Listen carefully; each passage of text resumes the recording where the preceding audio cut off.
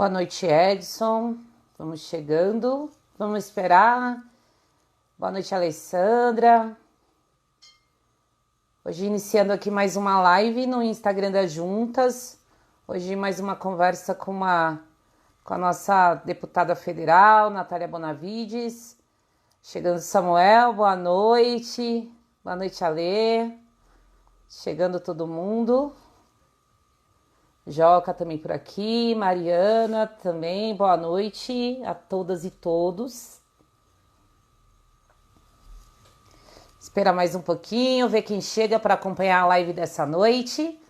E aí a gente vai começar mais um bate-papo muito importante, né? Hoje a importância da participação das mulheres na política. Conversando com a deputada federal, Natália Bonavides. Esse é o papo dessa noite. Estamos chegando todo mundo para a gente poder iniciar a nossa conversa. Gente, os dias vão se passando, né? E essa pandemia só vai intensificando cada vez mais a desigualdade social do nosso país e a gente buscando, de alguma forma, ainda construir a nossa resistência. A Natália também está por aqui. E aí vamos aguardando aí mais companheiros entrarem. Aldalécio, meu companheiro lá de São Bernardo, grande referência, hoje estava na luta contra um despejo arbitrário que aconteceu por parte do Orlando Mourando lá na cidade de São Bernardo do Campo. Parabéns, meu companheiro, pela resistência de vocês por lá. A gente está por aqui também para apoiar e fortalecer. Bom, gente, para quem ainda não me conhece, eu sou Jussara Basso, faço parte desse coletivo de mulheres negras que se desafiaram a ocupar a política, um espaço que sempre foi negado a nós. Né? Nessa noite de hoje, nós vamos estar batendo um papo muito importante com a deputada federal Natália Bonavides sobre a importância da participação das mulheres na política. Natália é deputada federal, também é advogada popular, e eu vou estar convidando ela aqui para entrar na nossa live. Olá, boa noite, Natália. Tudo bom? Tudo bem? Muito obrigada por ter aceito o nosso convite. Né? Imagina, eu que agradeço o convite, é uma honra estar aqui com vocês, estar aqui contigo. Muito obrigada mais uma vez por estar aqui. E boa noite a todas e todos. Estou entrando mais companheiras e companheiros aqui para acompanhar nosso bate-papo. E hoje nós vamos falar um pouquinho sobre a importância da participação das mulheres na política, né, Natália? E aí, iniciando um pouco esse bate-papo de hoje, eu, como mulher negra que veio da periferia, a gente sempre vê a vida política muito distante de nós e, de alguma forma, isso é construído para que a gente sempre se distancie muito dela, né? E apesar de ter me encontrado com a política de esquerda já aos 16 anos, eu só me reconheci mesmo como uma figura que pudesse construir dentro do poder popular, dentro da participação popular da vida política em 2012, quando me encontrei com o MTST, quando fui para uma ocupação de sem teto, e agora com esse desafio lançado a partir de um encontro estadual das mulheres do MTST, no sentido de que a gente lançasse uma chapa coletiva de pré-candidatas. Né? Então, eu mais ou menos tive várias dificuldades para entender como uma mulher poderia ter um espaço de voz e como uma mulher poderia também se desafiar a ocupar esse espaço. Você é a deputada federal mais jovem da bancada do PT, né, foi a segunda mais votada no Rio Grande do Norte e ocupa um espaço muito importante dentro da oposição no Congresso Nacional. E aí eu gostaria muito que você contasse um pouco da sua história, né? O que te fez se desafiar também a ocupar esse espaço e principalmente o que é ser uma deputada mulher, jovem, nessa conjuntura, né? Nesse desgoverno com tantos ataques de Jair Bolsonaro à nossa democracia e também ao Congresso Nacional. Obrigada, Jussara. Primeiro eu queria dar boa noite para você, dar boa noite para a companheirada que já está online aí com a gente. De novo, te agradecer pelo convite, a você e a esse coletivo que está construindo esse projeto tão importante e tão significativo e simbólico para a nossa luta por mais mulheres na política, por mais mulheres negras na política. E, bom, vou contar rapidinho como foi essa história, né? Como é que eu fui parar na Câmara Federal, que era uma coisa, né, que eu nunca imaginava ser candidata, e como é que está sendo esse desafio, né? Uma parte importante da minha militância foi no movimento estudantil na universidade. Eu fui de centro acadêmico de direito, que foi eu fiz direito na UFRN, né? Eu sou advogada. E lá também eu participei de projetos de educação popular em direitos humanos. A partir desses projetos, tive um contato muito forte, né, muito profundo com vários movimentos populares aqui do nosso estado, né, com o MST, que é o Movimento dos Trabalhadores Rurais Sem Terra, com o MLB, que é um dos movimentos do Sem Teto, né, que tem aqui no Rio Grande do Norte, com o movimento da população em situação de rua. E a partir daí foi que eu fui intensificando minha militância até tomar a decisão de me filiar a um partido político, coisa que eu só fiz no final de 2011, no começo de 2012, né? Foi quando eu me filiei ao Partido dos Trabalhadores, mas não tinha essa pretensão de ser candidata, né? Na verdade, Jussara, eu acho que para pouquíssimas mulheres, das que eu conheço, pelo menos, das que inclusive toparam esse desafio, venha uma vontade assim, né? Ó, meu sonho é disputar uma eleição, né? Ocupar um mandato parlamentar. E isso tem razões muito profundas, né? Razões muito estruturais. A vida toda a gente é ensinada que nosso espaço não é o espaço público. Né? Isso desde Exatamente. pequenininha, né? Desde os brinquedos que a gente recebe para brincar, que são, na maior parte, brinquedos que reproduzem as atividades domésticas, as atividades do ambiente privado, enquanto os homens têm todo o incentivo para ser livres no mundo, né, para fazer atividades de desafio intelectual, de criatividade, enfim. Mas não só isso, né? Ao longo da vida toda a gente vai vendo, quando vê um jornal, quando vê os filmes, né, que são sempre os homens que ocupam aquele espaço de fala pública, né, de ser porta-vozes das coletividades. E realmente na nossa história, são poucas as mulheres que a gente vê, né, como referências, e ainda mais quando a gente fala de mulheres negras, aí essa subrepresentatividade é ainda mais grave. Então, na vida toda é isso, né? Os símbolos todos vão nos dizendo que nosso espaço não é espaço público, e se não bastasse isso, né, tem uma série de outros desafios que acabam atrapalhando a participação das mulheres na política, né? A própria sobrecarga de atividades domésticas, por exemplo, as mulheres gastam muito mais horas com tarefas domésticas do que os homens. Isso tem efeitos objetivos, né? De ter menos tempo para se qualificar, para estudar, de ter menos tempo para assistir o noticiário, se atualizar do cenário político, para estar apta a participar de uma reunião, né? Mas também os próprios espaços dos partidos, né, os espaços políticos, são ambientes que, como os outros da sociedade, acabam reproduzindo o machismo e acaba havendo esse pouco incentivo a candidaturas de mulheres, né? Então, é um conjunto de fatores, né? É uma questão muito complexa, é uma questão muito estrutural, né, da nossa sociedade patriarcal, mas que faz com que seja sempre um desafio muito grande esse de se colocar para disputar o espaço institucional. E eu ia compartilhar contigo, Jussara, para ir encerrando essa parte, né, que eu estou falando já há um tempão, que esse tema foi um tema fundamental para eu acabar decidindo ser candidata. Antes de ser deputada federal, eu fui vereadora por 2 anos, fui vereadora de Natal, né, a capital aqui do meu estado, do Rio Grande do Norte. E quando a gente, dentro do partido, começou a fazer os debates sobre quais iam ser as candidaturas para a Câmara Municipal naquele ano, teve esse debate da subrepresentação, né? E olha que aqui no nosso estado tem um histórico importante, né? A primeira eleitora do Brasil foi aqui, a primeira prefeita da América Latina foi aqui no estado. A gente tem Nízia Floresta, que tem várias figuras importantes nessa história da luta pela participação das mulheres, mas ainda assim reproduz os índices dos outros locais todos, inclusive eu sou a única deputada aqui do meu estado, né? E aí eu acabei me sentindo muito tocada por essa questão, né? Por saber que se eu não fosse candidata naquele momento, provavelmente seria um companheiro, muito valoroso também, mas um companheiro que iria no meu lugar nessa tarefa e que aí, no caso, seria uma mulher a menos, né? Fazendo essa disputa.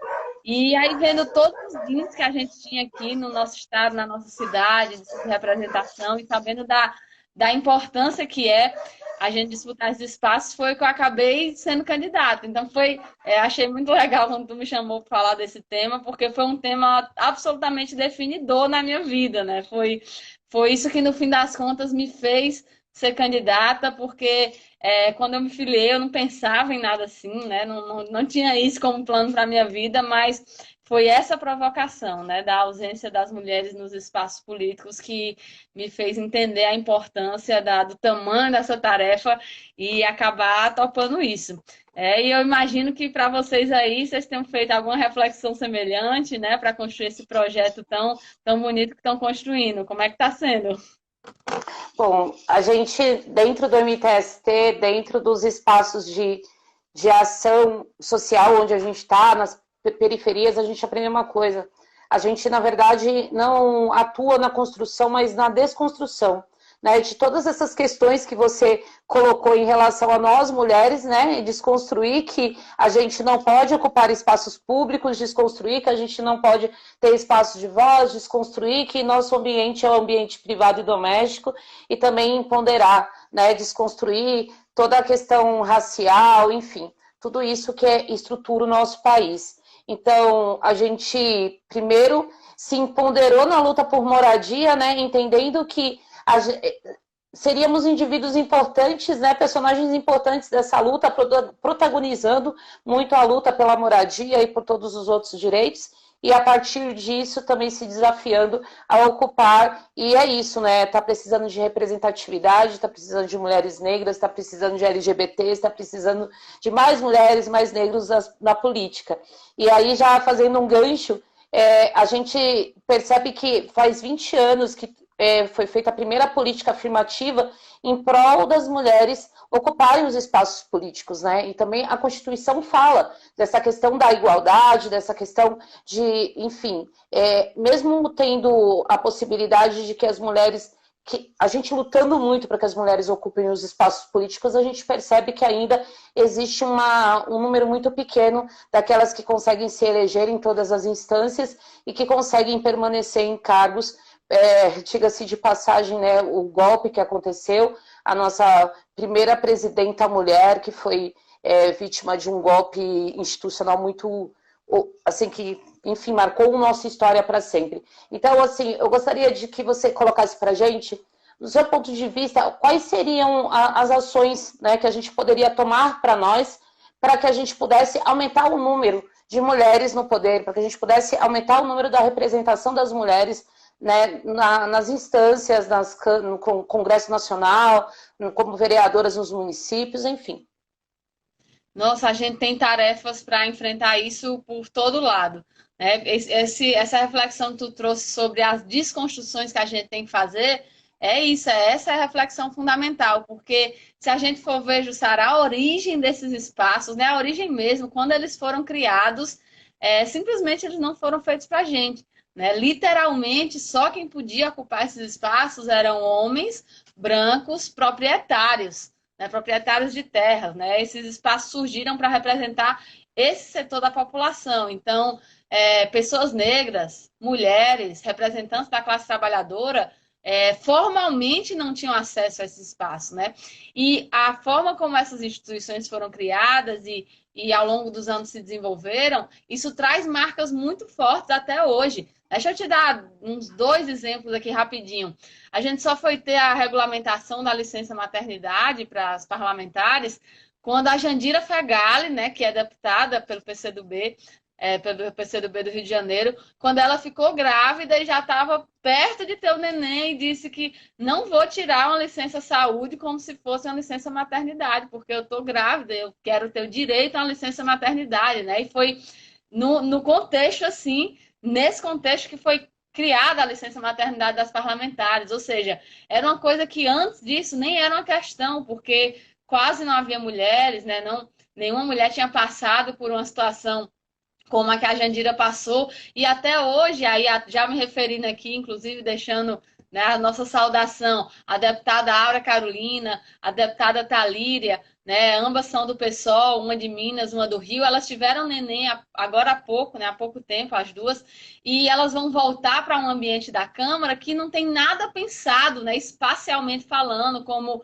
um ambiente para amamentação, por exemplo, porque até a estrutura física desses locais ela é pensada sem levar em consideração quais são as necessidades de uma mulher ao longo da sua vida, né, que podem coincidir com sua vida política, né? Então, as marcas são muito fortes, né? É uma questão estrutural mesmo. A nossa ausência lá significa que as políticas públicas vão sendo pensadas com a nossa ausência, ou seja, com a nossa voz minimizada, né, com o nosso voto minimizado. Hoje, quem decide qualquer coisa sobre legislação que tem a ver com os direitos das mulheres são os homens, né? Quem decide são os homens. E aí, para enfrentar isso, o desafio é tremendo. Né? A gente tem que pensar tanto em medidas institucionais, aí você mencionou que existe hoje, né, medida afirmativa nesse sentido, que é garantir uma porcentagem de candidaturas de mulheres, né? Mas isso não se reflete no número de vagas que efetivamente são alcançadas, né? É uma medida que existe e que é importante, mas que ela não tem uma efetividade, né? Por exemplo, 30% de candidaturas resultaram somente lá na Câmara Federal, 15% de mulheres que foram eleitas. Então, a gente tem que brigar por medidas institucionais mais fortes, como a própria garantia de vagas para mulheres e a vinculação, por exemplo, do uso do fundo partidário ao percentual que existir de candidaturas femininas. Isso foi algo que a gente conquistou via decisão do STF, né, que já que tem 30% de candidaturas no mínimo, tem que ter no mínimo 30% de recursos. E isso, inclusive, Jussara, é uma das coisas que eu acho que foi fundamental para a gente ter tido o salto que a gente teve, né, porque na Câmara Federal éramos 10%, agora somos 15%. Um número ridiculamente baixo, né, para quem é mais da metade da população. Mas ainda assim, foi o maior salto na história. O maior salto que teve até agora na história da participação das mulheres foi essa, né, subida de 10% para 15% na participação das mulheres. Isso com certeza está vinculado ao fato de a decisão da STF ter obrigado os partidos a direcionarem recursos para as candidaturas femininas. Claro que teve partido que fez mau uso disso. Está aí o Laranjal do PSL para provar. Mas a gente não pode se basear nas irregularidades, né? Essas a gente investiga e pune. No geral, teve um efeito absolutamente importante essa vinculação dos recursos. E aí, para fechar essa resposta, para além das medidas institucionais que a gente deve pensar, como isso dos projetos de lei, né, para buscar garantir vagas, esse debate sobre o uso dos recursos do fundo partidário, tem a questão cultural também, que aí ela é a maior e a mais importante de todas, né? Hoje, o que a nossa sociedade patriarcal representa, esse é o verdadeiro empecilho para todas as áreas em que as mulheres estão hoje em desvantagem e em desigualdade. Né? Existe hoje uma noção de que as mulheres valem menos. Né? Existe ainda uma objetificação que está refletida, por exemplo, quando a gente vê o que representa o feminicídio, né? O que representa a violência doméstica, o que representa o fato de ela acontecer principalmente perpetrada por companheiros e ex-companheiros dessas mulheres. Né? Significa que muitos homens ainda veem as mulheres como objetos, como propriedade, e aí acham que qualquer coisa é possível de ser feita com elas. Né? E esse valor, né, essa questão simbólica do que nós representamos, dessa objetificação, aí isso tem feito em todas as áreas. Né? A gente literalmente tem valido menos nessa sociedade. É só ver que ocupando a mesma função, né, fazendo o mesmo trabalho, as mulheres ganham menos. As mulheres negras ganham ainda menos. Então, é uma questão cultural e que a gente quer que seja tratada como uma mudança cultural necessária a ser feita, né? Na Câmara a gente faz vários debates, por exemplo, sobre a Lei Maria da Penha, e tem vários projetos que é para endurecer penas, etc. E, infelizmente, não é esse tipo de medida que vai solucionar o problema da violência contra as mulheres, né? Por mais que seja importante a gente tratar desse tema, de como lidar com os crimes que são cometidos contra as mulheres, o que a gente quer não é somente que depois que esses crimes aconteçam, haja punição. A gente quer que eles não aconteçam, porque depois que a mulher já está morta, depois que ela já foi violentada, é pouco o que resta a ser feito, né? Então, para que eles não aconteçam, para que a gente tenha realmente uma mudança nesse paradigma patriarcal que a gente tem hoje na nossa sociedade, aí, para além das medidas institucionais, da legislação e etc., a gente tem um grande desafio que é tratar desse tema, inclusive desde cedo, né? Desde as escolas, desde que nós somos crianças. E aí eu entro numa questão que é um dos temas que foi mais distorcido na política nos últimos tempos, que essa expressão que a direita inventou,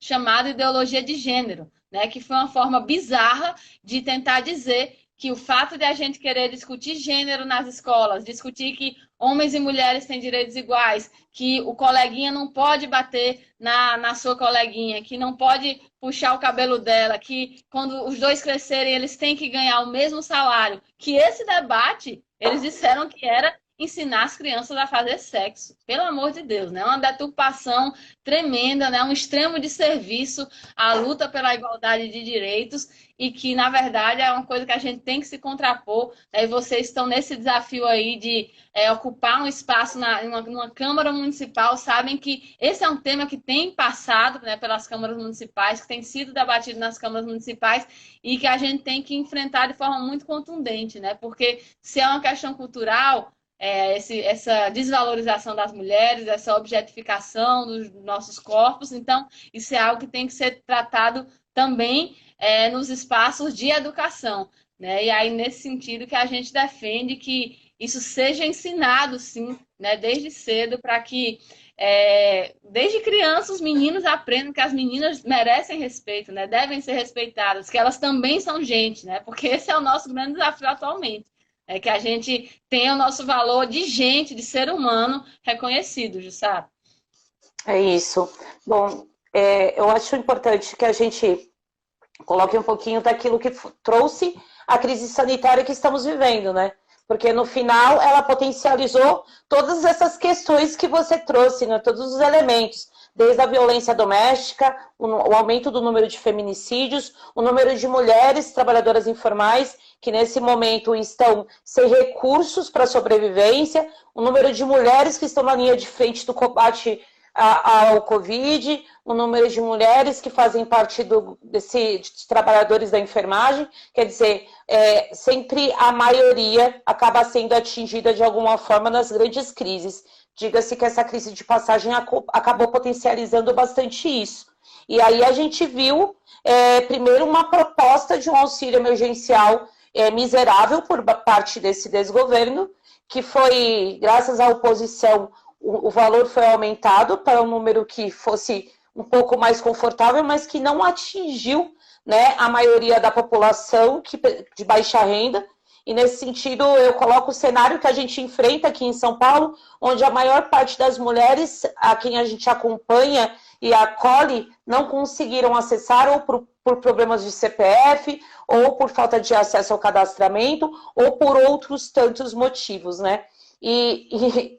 O cenário é tão complexo que essa foi a única medida do governo. Nenhuma outra medida foi tomada no sentido de acolher a população que está nas periferias, a população que ficou desempregada, a população que já está abaixo da linha da miséria, né? E eu queria que você trouxesse um pouco para nós qual tem sido, né, essa luta dentro do Congresso Nacional, no sentido de conquistar mais medidas que possam acolher a população que está sendo a maior atingida nesse momento tão triste da nossa história. Porque, além de a gente ter que enfrentar uma pandemia, tem que enfrentar um governo despreparado, irresponsável e genocida.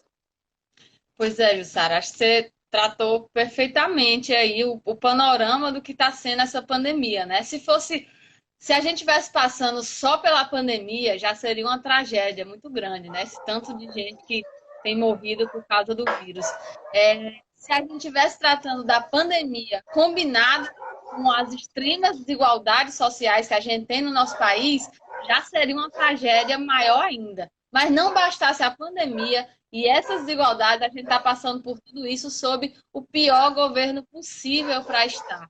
Então, é uma combinação explosiva, né? Uma combinação que está realmente se tornando uma tragédia, né? Um verdadeiro genocídio que está sendo cometido por esse governo. E se a pandemia não criou as desigualdades que a gente está vendo agora, não criou os problemas que a gente está vendo agora, ela aprofundou. Né? Então, por exemplo, a gente já tinha no Brasil um problema enorme de violência contra as mulheres. E a pandemia agravou esse problema. Né? As mulheres que ficaram em isolamento acabaram sofrendo um índice maior de violência, o feminicídio subiu.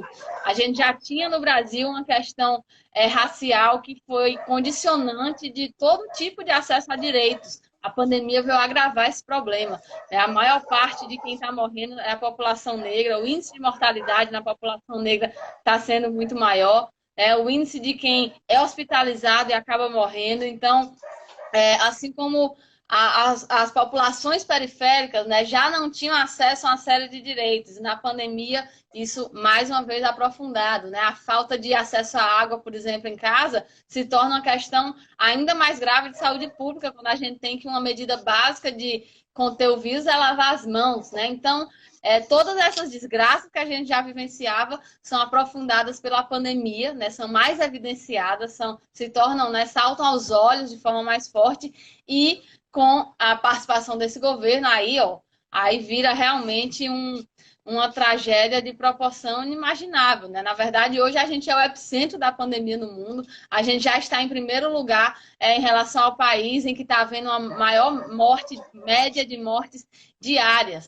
Né? E diante disso, o governo não tem feito nada. A primeira medida do governo foi injetar mais de R$ 1 trilhão para ajudar os bancos. Né, bancos esses que sequer responderam dando acesso a crédito para as empresas a partir dessa injeção de mais de R$ 1 trilhão que foi feita no mercado financeiro, nem para isso serviu.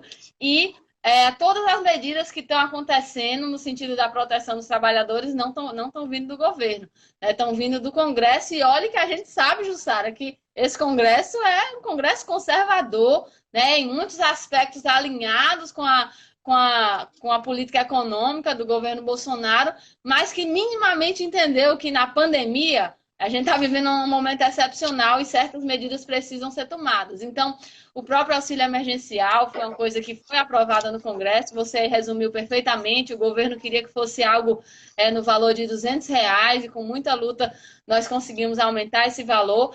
E outras medidas, como um auxílio para o setor cultural, né? Esse setor que está todo mundo tendo uma proximidade maior com ele agora, né? Porque na pandemia a gente está conseguindo viver sem muitas coisas, mas não sem música, né? Sem arte.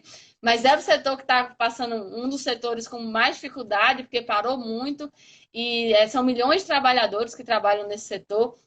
É uma proteção especial para os trabalhadores da área da saúde, né? Algum trabalhador que venha a morrer de Covid por causa do trabalho, sua família vai ter uma proteção garantida. Enfim, as várias medidas que estão acontecendo hoje de proteção aos trabalhadores estão vindo do Congresso. E isso é por uma razão muito simples. É um governo que não toma as iniciativas, né? Que não adota as medidas por si. Ele poderia... bastava editar as medidas provisórias que fossem necessárias, por exemplo. Em vez disso, ele está editando medidas provisórias bizarras, que atacam direitos, que atacam até a autonomia universitária no meio da pandemia, mas ele tinha na mão todo o poder de resolver todos esses problemas por si, né, por iniciativa do governo. Até porque lá no Congresso, a gente aprovou tudo que era necessário para flexibilizar o orçamento, para flexibilizar as regras financeiras e o governo poder tomar as medidas necessárias sem qualquer risco depois de responsabilização por crime de responsabilidade, por lei de responsabilidade fiscal. Tudo isso a gente providenciou no Congresso. Então, não faz porque não quer, não faz porque mesmo quer que a classe trabalhadora se lasque, está olhando só para como proteger o lucro dos grandes empresários que apoiam o governo e deixando o povo totalmente ao relento, né? Então, essa tem sido a atuação do Congresso, né? A gente está buscando passar algumas medidas que tragam essa proteção mínima aos trabalhadores. Isso está sendo feito pelo Congresso pela omissão total do governo, inclusive aí fazer o registro, né, da bancada de oposição, da bancada do PT, da bancada do PSOL, da bancada do PCdoB, que estão tendo esse protagonismo de propor medidas, né, que estão vendo a realidade do que está acontecendo no nosso país hoje e, a partir dessa realidade, criando as propostas e os projetos que permitam o enfrentamento a essa situação. Mas é um momento muito desafiador. A gente está sob o pior governo possível para passar por essa pandemia. Qualquer governo digno estaria ele mesmo tomando as soluções necessárias, e, em vez disso, a gente está lá, né, dia após dia, tendo que brigar no Congresso para aprovar coisas que eram para ser consideradas direitos, né, que eram para ser consideradas como óbvias de serem feitas agora. Mas tudo que esse governo se importa é de tentar se descolar, né, dos impactos econômicos que essa pandemia vai trazer, e vai trazer mesmo, e contra todas as medidas sanitárias e recomendações científicas, colocar aí a culpa nos governadores pelo que vier a acontecer, né? Realmente é uma tragédia que a gente esteja vivendo esse momento com esse governo, e é por isso que a nossa luta pela vida e pela saúde do povo brasileiro está hoje totalmente vinculada ao fora Bolsonaro e Mourão, né? A derrota desse governo, a denúncia de tudo isso que tem acontecendo. Se já era algo extremamente necessário antes da pandemia, por todos os ataques que eles faziam aos direitos dos trabalhadores, à soberania nacional, às liberdades democráticas, agora além disso tudo, que já era uma questão sanitária, né? Uma questão de saúde pública, Jussara. É isso. Bom, Natália, a gente já está chegando aqui ao fim da nossa live, mas eu queria só para a gente poder encerrar, porque em meio a esse panorama, né, essa conjuntura que entristece tanto, a gente precisa ainda carregar com a gente o otimismo e a vontade de lutar por uma mudança que a gente acredita que vai acontecer. E nesse último período a gente percebeu que mesmo a pandemia não conseguiu impedir que manifestações acontecessem, tanto manifestações dos movimentos negros, né, quanto manifestações pelo fora Bolsonaro. E isso ocorreu em diversos estados do país e várias manifestações ainda estão sendo marcadas. Nesse sentido, a gente percebe que existe uma indignação, uma revolta popular que estava acumulada e está, assim, de certa forma, um levante, né, que revigora a gente, que fortalece e que, mesmo dentro de uma pandemia, tomando todas as medidas de segurança, nos garante, em algum momento, jogar essa indignação para fora. Eu enxergo isso como uma força muito grande das ruas, no sentido de que a gente consiga finalmente se fora Bolsonaro. E aí eu queria que você colocasse aqui como encerramento como é que você está vendo tudo isso, o que você achou dessas manifestações, qual é o seu posicionamento para a gente se despedir nessa live de hoje. Olha, Jussara, eu acho que ninguém queria estar indo para a rua, ninguém queria estar fazendo manifestação nesse momento, né? Certamente todo mundo preferia estar tendo direito ao isolamento social, estar tendo acesso às políticas necessárias para garantir que os trabalhadores se protegessem. Mas não está sendo essa a realidade, né? Por tudo que a gente conversou aqui já hoje, esse governo tem agido de todas as formas que expõem os trabalhadores, né? Seja sabotando as medidas de isolamento, seja sequer dando as condições materiais, né, as condições econômicas e financeiras que tinham o poder de dar para que os trabalhadores pudessem ficar em casa, né? Hoje você falou da renda básica emergencial, existe uma sabotagem por parte do governo do acesso das pessoas a essa renda. E não é por acaso, não é uma questão burocrática, não é uma questão financeira, é intencional, né? Mesmo para pressionar as pessoas, para pressionar os governadores, deixando as pessoas em desespero. Não bastasse tudo isso, né? A situação social e econômica frágil dos trabalhadores nesse momento, a gente ainda tem o fato de que estavam indo para as ruas manifestações fascistas, manifestações abertamente antidemocráticas que pediam intervenção militar, volta do AI-5, fechamento do Congresso, fechamento do STF, né? Então foi diante desse panorama que a gente se viu, né, sendo obrigado, né, porque não era que ninguém queria fazer nesse momento, mas sendo obrigado a, primeiro, não deixar que as ruas fossem tomadas sozinhas por esses fascistas. Isso é muito importante, porque, de repente, essa galera vai se empoderando, vai passando a imagem de que eles falam sozinhos, de que eles são maioria, de que eles representam um setor da população maior do que o que eles realmente representam. Então, deixar esses fascistas falando sozinhos não é uma opção. Né? E a defesa da democracia, ela também é muito importante na defesa da vida. A gente está vendo aí medidas autoritárias do governo, como tentar esconder o número de mortos, e é isso, quando não tem democracia, quando a gente tem governos autoritários, a defesa da vida fica inviabilizada, até com questões básicas, como essa de transparência, mas também para exigir que as medidas adequadas sejam tomadas, que a proteção dos trabalhadores sejam feitas.